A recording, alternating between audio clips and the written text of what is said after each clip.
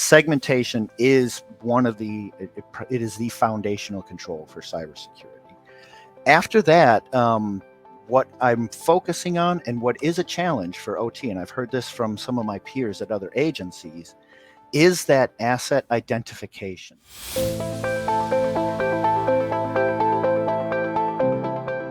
Hi, I'm Rock Pollock, and this is the second season of the Secure Tracks podcast, where we host rail industry leaders to talk about operational rail technologies and cybersecurity. In this episode, we're speaking with Joel Waugh from the Washington Metropolitan Area Transit Authority, or WMATA for short, which is located in Washington, D.C. One quick disclaimer today. Joel's views and opinions expressed in this podcast are his own and do not represent the views and opinions of WMATA. Joel is the current Senior Director of Cybersecurity and Chief Information Security Officer at WMATA and has been in this role for about 2 years. Prior to his current role, Joel was the Director of Cybersecurity and Risk Management at WMATA for 3 years. In his current role, Joel manages the secure deployment of systems and technology to protect 17,000 WMATA employees and nearly 1 million daily commuters. Prior to working at WMATA, Joel spent quite a few years with both the FBI, or Federal Bureau of Investigation, and served in the U.S. Army. Joel, welcome to the show, and thank you for joining us today. Thank you for having me. It's always a pleasure to talk cyber and transit. All right. Well, Joel, one of the things I like to do is start with a question just about your career a little bit. It'd be great if you could tell us how you got into cybersecurity, and more specifically, how'd you get into the rail industry? So like a lot of people, I kind of sidestepped into cybersecurity. I've been doing it for much longer than it's been called cybersecurity. I started back when I was in the Army. I was in the U.S. Army for about 20 years. And I was tasked with simple duties like installing antivirus on workstations and making sure they were patched and configured correctly. That escalated up to scanning and for vulnerabilities. I was helping to respond to some of the virus attacks that were prevalent in the 90s, Blaster, Sasser, and others like that. I helped set up and troubleshoot networks on a couple different deployments to ensure that the teams had good network connectivity. And it culminated in my last assignment in the military as the Deputy Chief Security Officer at United States Southern Command in Miami, Florida, where I really led teams of computer network defense individuals. I led the assessment and authorization team and the ComSec team. So it just built up over that 20-year career. Upon retirement, I came up here to the D.C. area. And I was at the Federal Bureau of Investigation for about 7 years as a contractor and then as a Fed. And to get into transit, I had the opportunity was offered to me to leave the federal government and to come here to WMATA to build out a federal style assessment and authorization process and the federal style risk management framework. WMATA was a very early adopter of that. And that was an offer I really couldn't refuse. It was exciting to go from zero to a program that we have now. So that's what took me here today. Awesome. Well, we'll talk a little bit about that in just a minute. But before we jump into that, maybe you could tell some of our listeners that might not be that familiar with WMATA, just tell us a little bit about WMATA and a bit about your scope or the role you have there today. Sure. WMATA has been around a little bit. We are different than many other transit authorities in that we were formed by an interstate compact. The compact was in 1967, I believe. That was Maryland, Virginia, and DC. So we have multi-jurisdictions that we have to serve and multiple rules we have to follow. We began building the rail system shortly thereafter. The first bus lines, I believe, began running in 1973, and the first rail service started in 1976. Currently, we have over 98 stations, 128 miles of tracks, Metro Bus and Metro Rail. We service a population of over 4 million in our nation's capital, 24 hours a day, 7 days a week, over 1,500 buses, and we cover approximately 1,500 square mile jurisdiction. We also have Metro Access, which provides accessible service for people who are otherwise disabled. and that provides about 2.3 million trips per year for that population. Here at Gotcha. WMATA, my role as a Chief Information Security Officer is pretty broad. I have overall responsible for the strategy and the program execution of cybersecurity risk management and Right. cybersecurity operations. Okay. So you pretty much own the whole program. I own the whole program. I have supply chain risk management, vulnerability scanning, change management, policy requirements, and of course the assessment and authorization process I mentioned. Right. And then I have another team which does all of the computer defense, the threat hunt, threat intelligence, cyber technology, all of that. Okay. Perfect. One exciting thing I wanted to mention is that WMATA has a pretty exciting strategic transformation plan that we're executing now. And in that new plan, a new position was created, an executive vice president level position that reports directly to our GM. That's the chief digital officer. Okay. And I've seen that used in some tech companies and I believe some finance companies, but I don't know if I've seen it used in transportation yet. What's exciting to me about that is it's trying to take technology out of the back office and really bring it forward as one Right. of the facilitating components of WMATA. And overall, that's a new role I've not run into in transit or transportation yet. it is, and I do think it's going to have some benefits. It's already paying, I think, some good dividends. Another change that was made is I was moved from reporting to the CIO and elevated up to reporting to the CDO, which I think it really shows that WMATA takes cybersecurity seriously and understands the criticality of cyber to operations. Well, it's nice to see that cyber is connected to the digital transformation efforts. Yes. And seen as a part of that whole process. Yes. So that's awesome. Well, let's take a step back a little bit and talk about your journey at WMATA. I'm interested in, as a new employee at WMATA, you came in working in cybersecurity. One of the things I'm curious about, what you kind of found different or unique about the operational rail tech environments that you experienced, and what's different from what you might expect to find in other operational industries, whether it's oil and gas or utilities. And the reason I ask, there's a lot of talk about how unique rail systems are. And so I thought maybe it'd be great to get your perspective on that topic, and maybe you could give us a few examples. So I can definitely give a good comparison between transit and federal government. In the federal government, we have this, everywhere we have the security objectives of confidentiality, integrity, and availability. And in federal government, it's almost all about confidentiality, protecting the data, making sure that secrets stay secret. Right. In transit, it's very different. That operational tech, the security objective is availability. It has to be up and running. And most of the data is not secret. It's meant to be used. It's meant to be shared even out to our customers. But those systems have to be there. They have to be in place. Transit, in my experience, may be unique from other sectors because our systems are very large, are very expansive, covering a large geographical area. And generally, they were built up in very siloed departments. So different teams have managed different components of what has grown over time into a system of systems. And it's fine, but once you start getting to where you want to modernize and really scale the use of technology and data, that becomes a little more problematic. But also for cybersecurity, that cannot be siloed. That has to be standardized across all of the technology. And that's one of the challenges, is just getting people to understand why that function can't be siloed. It has to be centralized. Well, that's an interesting take.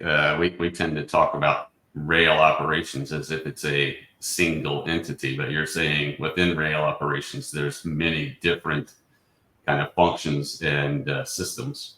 Yes, there can be. There are a lot of systems that provide data to those trains for automatic train operation. Yeah, I've heard others quote that there's as many as 40 or more systems involved in rail operations just to make a train go. and Indeed. function Yes. properly. Yes.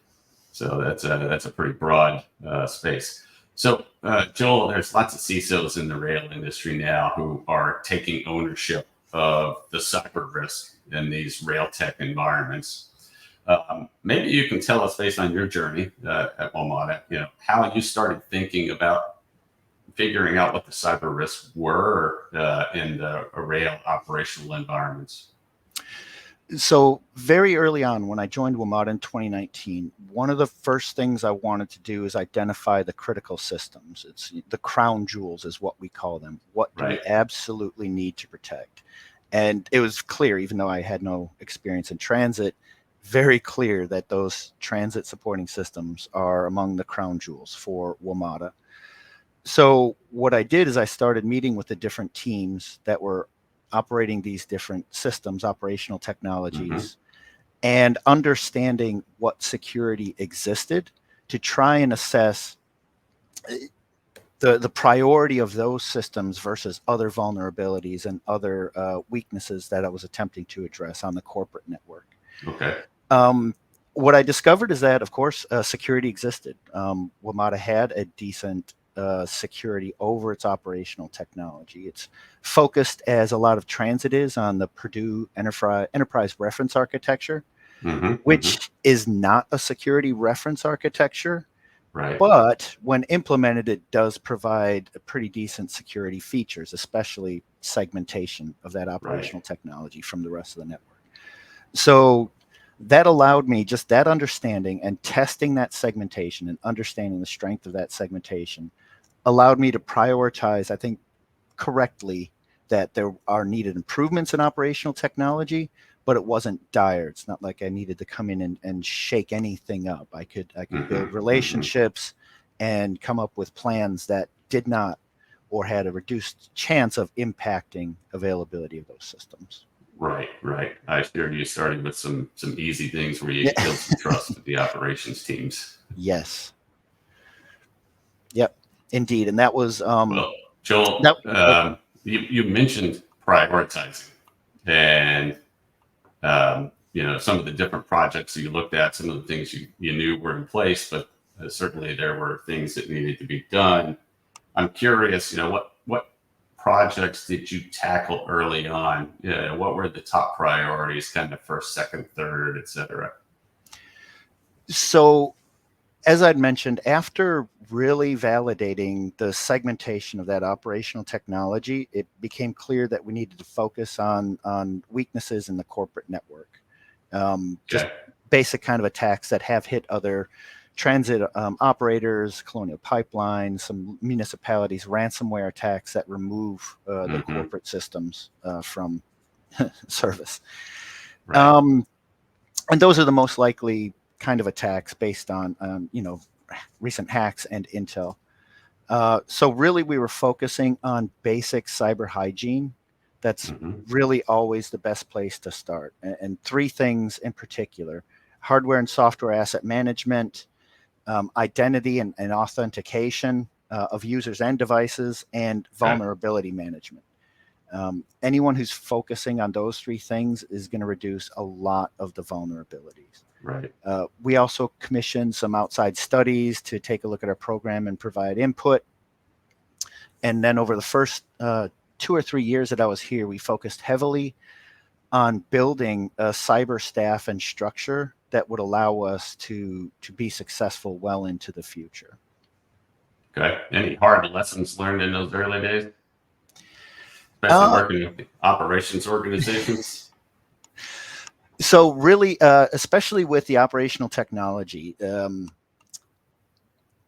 I suppose one of the hardest, maybe most humbling lesson is just needing to communicate consistently and constantly, and understanding that most of the people I was dealing with, they understood cybersecurity. They knew that there was a need for cybersecurity, but they also knew that if applied incorrectly, it was going to reduce the availability of their systems. So really, it was focusing how I spoke, speaking their language, making sure they understood that I was going to protect availability of those systems as aggressively as they were, And something you had mentioned before, which was really, really important, is focusing on quick wins, small things, quick wins that to show them that I can do my job and not impact the availability, to build that trust, to make sure that I have a seat at the table and that we're Right. communicating about cybersecurity. Yeah. So you're saying organizationally is often more the challenge than the technical side of the problem. It can be. Culture is not an easy thing to change. I think it's easier to probably roll out a new system than it is to change a culture. Yeah, absolutely. Well, Joel, now if we fast forward to the present day, you're now 4 to 5 years into your journey at WMATA. How have your top priorities now changed? Where's your focus today? What are the things that that you have top of mind now for the next, let's say, 12 to 18 months or so? So really, we are focused now on completing some capital projects that are going to help us build a secure foundation, not just for the corporate network, but for Hmm. OT systems as well. We are aligning everything we're doing to the zero trust architecture. Okay. Um, and zero trust, a whole body of documentation on it. But in a Right. nutshell, it's really about ensuring that the right subject has the right access to the right resource for the right Hmm. reasons. So building that framework and that foundation, we can apply it to OT. It'll allow us to bring in new technologies with reduced risk, to use data in new ways without exposing that data. That's really where we're focused now. Is that secure foundation so the organization can modernize, the organization can roll out new technology at an aggressive pace without impacting the cybersecurity posture. Got it. Got it. Well, let's change topics a little bit here. I'd like to talk a little bit about the new TSA security directives. It's certainly one of the big topics of conversation in the rail industry in the U.S. and probably North America over the last year or so. How have the new TSA security directives impacted your organization, or frankly, do they even apply to WMATA officially? So there is one TSA security directive that applies to WMATA. It requires us to have an incident response plan and Hmm. policy, to test that plan, to appoint responsible individuals, Right. and to coordinate with CISA, the Cybersecurity and Infrastructure Security Agency, for any potential breaches, to report them to CISA and coordinate with CISA. There are other security directives, 1580-82, which does not apply to WMATA, but I felt that it was a good security directive. It applies to heavy Okay. rail, freight rail, and a few passenger lines that were specifically notified by TSA, but not Right. WMATA. Okay. Interesting. So, did you say that you are trying to implement those same directives though? Yes, we have chosen this year to voluntarily implement that TSA security directive, even though it doesn't apply to us. The Okay. requirements are more aggressive.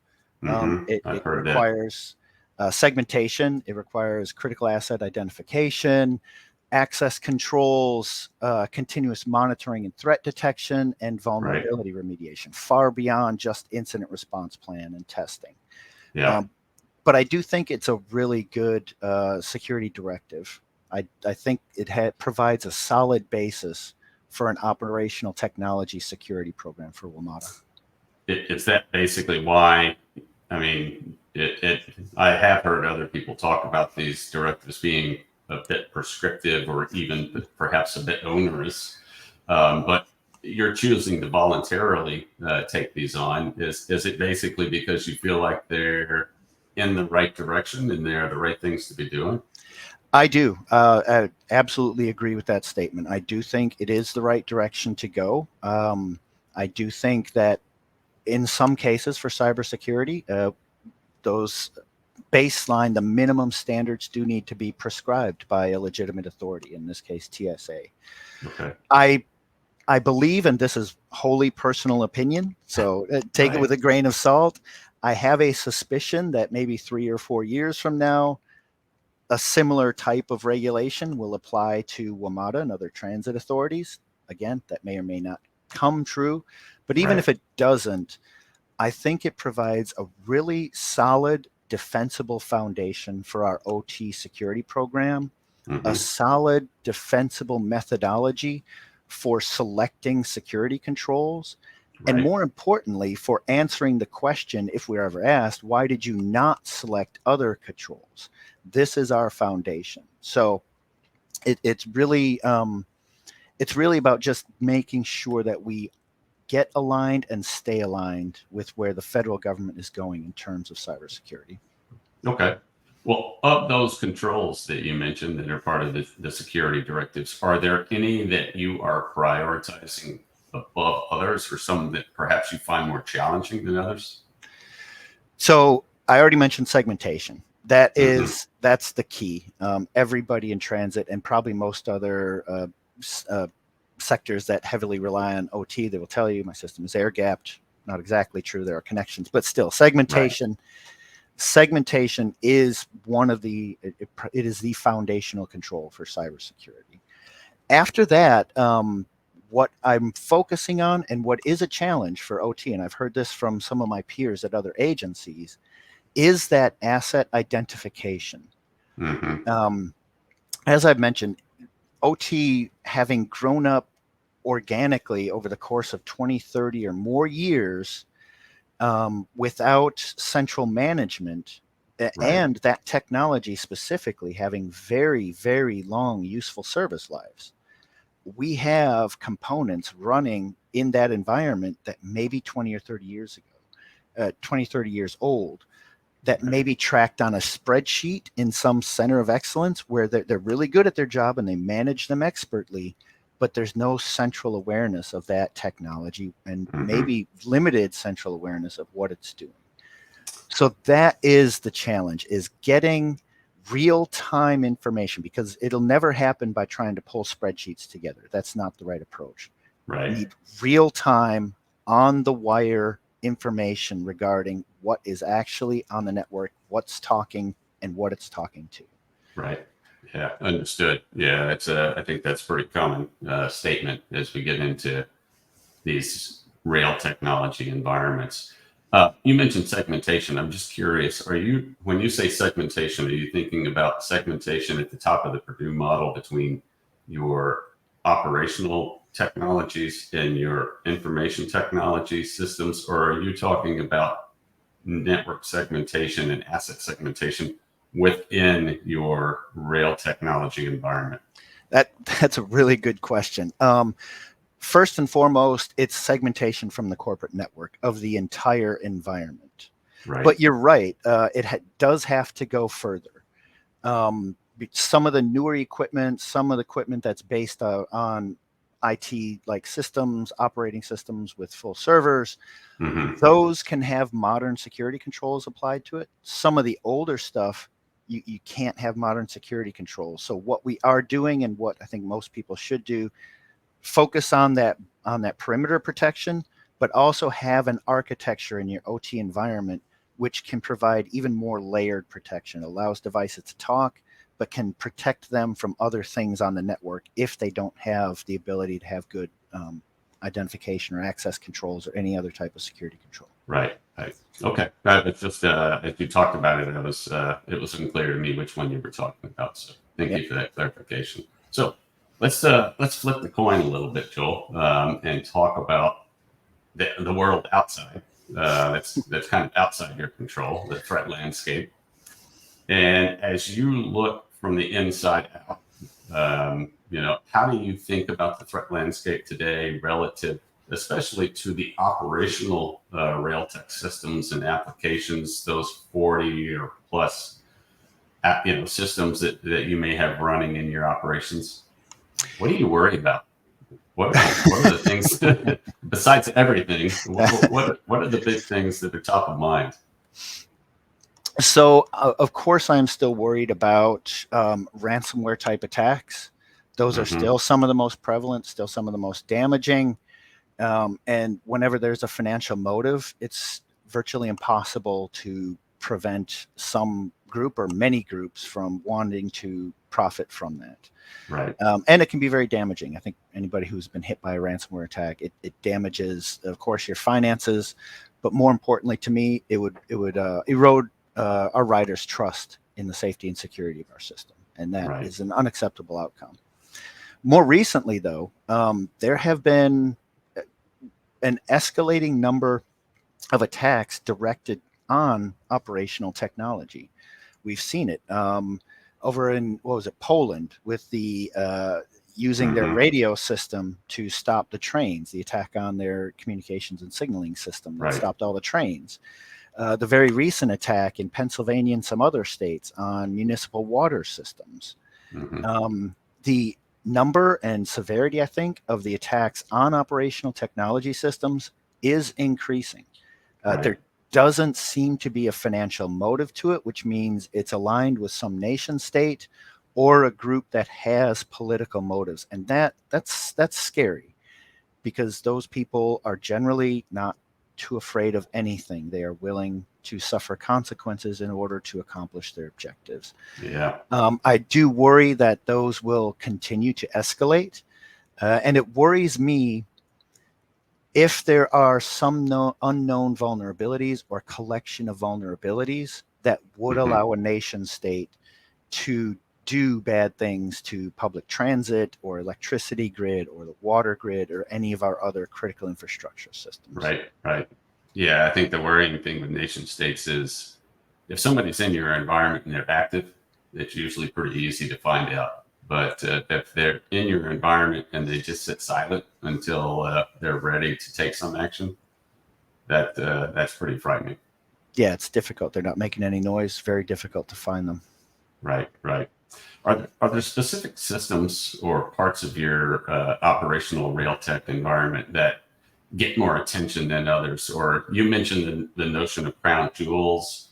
Maybe that's the answer to this question. I don't know, but maybe it's things you worry about or things your stakeholders or your operational counterparts worry about. Are there things that are more top of mind than others? So another good question. I'm looking at the systems that feed data to our rolling stock, switching, signaling, track power, those track occupancy, and the whole list of those cuff systems that are measuring or monitoring a specific thing and then feeding that information to the rail car to help it make decisions on where to go, or operator if it's in manual operations.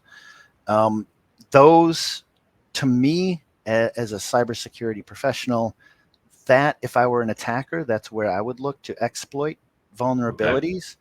And that's where I'm looking to make sure that we have good protections over those systems. Got it. If they need to be updated, we have a plan to upgrade them. Or if they can't be upgraded, we have some plan to make sure we can layer some security controls on top of them to remove physical access, reduce logical access, etc. Right. Yeah, one of the biggest concerns is even once you know about a vulnerability, oftentimes it's very difficult to patch or eliminate or mitigate that vulnerability without some sort of compensating control. Correct. And the one other thing I'm doing now that I mentioned before is we are investing in technology to help us monitor and identify what's talking on the OT networks. Right. And feeding that data into a data set so we can begin to build an understanding of what normal looks like, and then use that to monitor for any anomalies that we may see. But what you'd stated before is absolutely true. If somebody's just sitting there and being quiet, you're not going to see them until they try and do something. So I want to be able to see that anomalous activity when it starts. As quickly as possible. Exactly. Yes. Yeah, absolutely.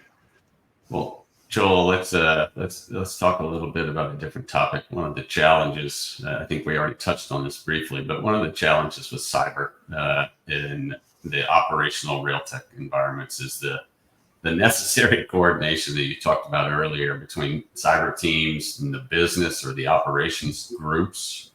How do you go about getting buy-in from the teams, from operations, so that pretty much everybody's on the same page with the priorities, the projects that you're trying to implement, and it makes it smooth and successful? Well, First and foremost, I think, is just good education, walking Hmm. to the various teams and doing cyber awareness training for their teams, focused training on the specific threats that are emerging and why Right. we need to be aware of those threats and what we can do to protect ourselves from those threats. I think that's really good to get people to understand why this is critical, why it's becoming more critical now than it may have been just 4 or 5 years ago. The next thing is trying to share what we're learning. Okay. Cyber traditionally tends to be very close hold with any data we have. We want to protect it. We think it's absolute secret. I Sure. want to share as much of that data out to the operational teams as possible. In the instance of awareness of assets on the network, there's a tremendous cyber value for me, but I think there's a tremendous value for the operational people to get that same data, Right. marry it up to your asset management system and your spreadsheets, and be able in real time to know where specific assets are in the virtual and and logical world. And that's really important. I think sharing the value of this Hmm. technology that we're trying to bring in is the winning strategy. It makes the investment a lot more palatable for the organization if I'm championing it and the Right. ops teams are also saying, yes, we want that, we need that. Are you actively looking for valuable use cases where you can add value for the operations teams as you implement these tools? I am looking for them where I can, but having Hmm. not worked extensively on that side, what I'm doing is I'm bringing them in as much as possible. I'm giving them access to the data sets and saying, please run your reports, look at it, let me know how you're using this data, if it's useful to you or if it's Right. not, and what you're doing with it. And then letting the people that actually do the work build those use cases so we can make a really strong justification for the money. Got it. And are you actively integrating some of the cybersecurity tools with some of the operational tools for information sharing? We haven't started that yet. Most of the tool integrations we have are with just some data repository, like our asset management system or our vulnerability management system or our log Right. management system, which is really powerful. Um, but that is going to be the next step, is to figure out how we can get all of that data that they're using now and the data that we have available now together, and what can we do with that. do we Sure. do we do that in the OT environment? Do we have to get that into a cloud and do analytics on it? We're discussing all Hmm. of that right now. Okay. That makes sense. Well, one of the challenges I hear from a lot of CISOs in the rail industry is perhaps the rail industry isn't seen by technical people as being as sexy as some others. And so I'm curious, what you've been doing as far as trying to build your organization from a recruiting standpoint, build that expertise or develop that expertise internally, and especially how do you get people that are knowledgeable about these rail operational environments and cybersecurity? That is a very good question. And I wish I had a rock solid solution. I can tell you what we're doing, and I can Yeah, tell you that we're probably going to have to modify, as we go, just to make sure that we're successful. What you're saying is right, though. It is very difficult to recruit and retain talented people. They are very valuable, especially hmm, here in the Washington, D.C. area, in any major metropolitan area, probably. They right, can easily go get a job, probably for more money, maybe with full time telework. So it is a challenge to keep our top people in. What we have done, the direction we're going is more of a hybrid model where we've structured our staff so okay, that we can bring in junior people. They may just be entering in the cybersecurity field. They probably don't have a lot of cyber experience in general. Maybe they're hmm, college graduates, maybe 1 to 2, 3 years on a help desk or doing some other IT functions, and likely may not have much OT experience at all. But we can train them, we can progress them, get them to where they can do tier 1, 2, and 3 type activities, right, cyber activities and support activities, But I believe we're always going to be reliant on vendors, Hmm. industry, and technology companies to provide a continuity for that tier 3 and tier 4 expertise. So the Yeah. junior people have people they can go to and pull in for the extremely challenging, extremely tough tasks. Right. And even if somebody progresses and becomes very, very knowledgeable and leaves, I still have continuity. I still have that repository of knowledge that we can go to. Yeah. Um, Absolutely. and apart from human skill sets, we're investing in technology. We're investing in training programs. We built out a career progression training program for our cyber staff to try and encourage people to get industry certifications, to get college degrees and the like. Um, and just good technologies that a junior person can make usable without advanced expertise. Cyber is good in Got that it. way. It's come a long way. It used to be the only people who could do cyber are people who had been doing some sort of technology for 20 years because Yeah. the tools were not very user friendly. But that's changed. So that's a good place to spend money. Okay, gotcha. Do you find, and I'm curious about this, do you find that the cyber people are interested in the operational aspects of the business?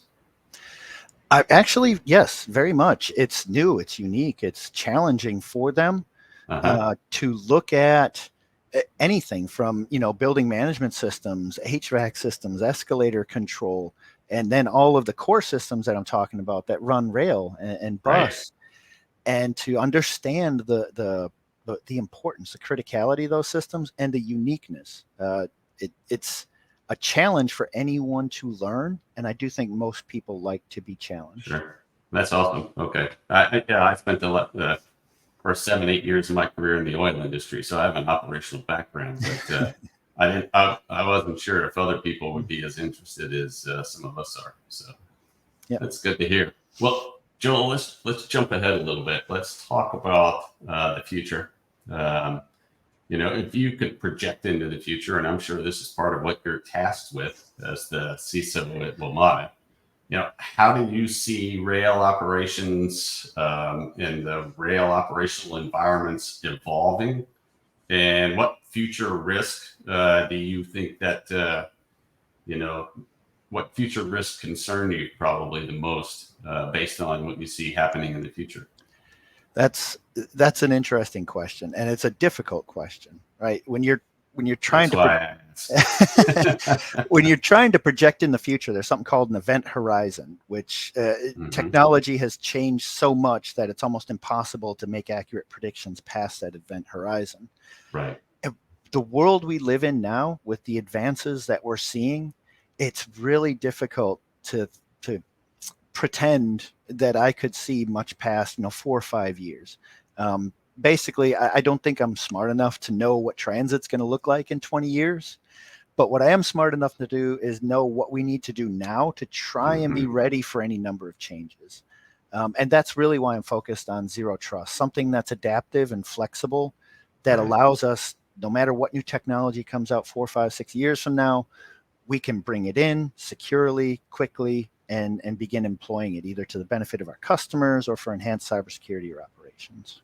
Yeah, certainly one of the things that I think we'll probably see is more inclusion of generative AI Yes, capabilities, probably both on the side of the good guys and the side of the bad guys, unfortunately. absolutely.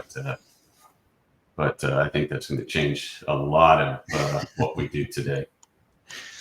When you think about the sophistication of what the rail operators are doing um, and what is needed to secure that, how do you expect to see yourselves and the rest of the cybersecurity organizations upping their game even more? What do you think's coming next from a cyber perspective? Well, it, so if I attend a transit events, conferences, the amount of tech available is eye opening. There's so much technology available that provides Right. incredible operational efficiencies, reduced headways, improved efficiency, better communications for our passengers, more awareness of where every single asset is, and all that feeds into large data sets and out to the customers so they know exactly what's happening. And that's great. All that tech is going to make us much better at our core mission of running rail, bus, and paratransit. But what that new tech also means is that it has to be brought in securely. It has to be brought in with security requirements defined up front and then integrated with an effective corporate cybersecurity program to ensure that we can use those systems safely, that we can share that data out without sharing data that we don't intend to share. I do think that's going to be a challenge because, as I mentioned, the pace of change, the pace of technology growth is becoming blinding. And also, you had mentioned AI. Another big thing I think is AI hitting against very large data sets or data lakes or data repositories or having connections to every database in the environment and using that to try and make better decisions, to get all the information that's siloed out of the silos and make really good decisions for at the executive level and the operational level. But that also has its own cyber vulnerabilities. The more data you put into a pool, the more attractive that pool is for a hacker, and the more impact to the business if that big lake is compromised. Right. Well, it sounds like you guys are trying to stay one step ahead with the creation of this new chief digital officer, the fact that you are now part of that organization and working cyber into every kind of project that comes up. I think that's a fantastic sign of where things may be going. Yeah, I think we have a good foundation. All right. Well, that's awesome. Joel, we'll wrap things up here a little bit. As a CISO that's kind of in the heat of battle, you're building a cybersecurity and risk management program now at WMATA. You're continuing to do so, focusing especially now on the operational rail tech systems. What bit of advice would you leave other rail operator CISOs with that may be either a little earlier or might just be starting a similar journey? I think I mentioned everything. First and foremost, I would focus on ensuring that your operational tech is segmented, that it's protected. It's not exposed publicly, and it's not exposed to your corporate network. After that, focus on the basics of cyber hygiene. Tremendous value there. Hardware and software asset management, identification, authentication for users and devices, and vulnerability identification, remediation. Once you get that, or simultaneously, if you have the resources, really focus on your corporate cybersecurity awareness. Overwhelming majority of breaches are started by a user clicking on a malicious email. So if you can train your users to not click on phishing emails, that has tremendous value as well. Yeah, and I assume the things that you're talking about apply both to your IT and your OT environments. Correct. Absolutely. Yeah. All right. Well, Joel, lastly, if somebody wanted to get in contact with you, what's the easiest way for somebody to reach out and have a conversation? I can easily be looked up on LinkedIn. My name is pretty unique. There's only one of me as far as I know. And I always appreciate connecting with industry peers and others in the cyber field. Yeah, I know that with my name as well. If you're trying to hide, it's a problem. But if you're trying to stand out, it's great. Yes, indeed. All right. Well, Joel, thank you very much for joining us today. It's been a pleasure having you as a guest on our Secure Treks podcast. And frankly, we would welcome you back anytime if other topics come up that are of interest. And for our Secure Treks audience, thank you for listening. That's the end of today's show. Until next time, keep those tracks secure.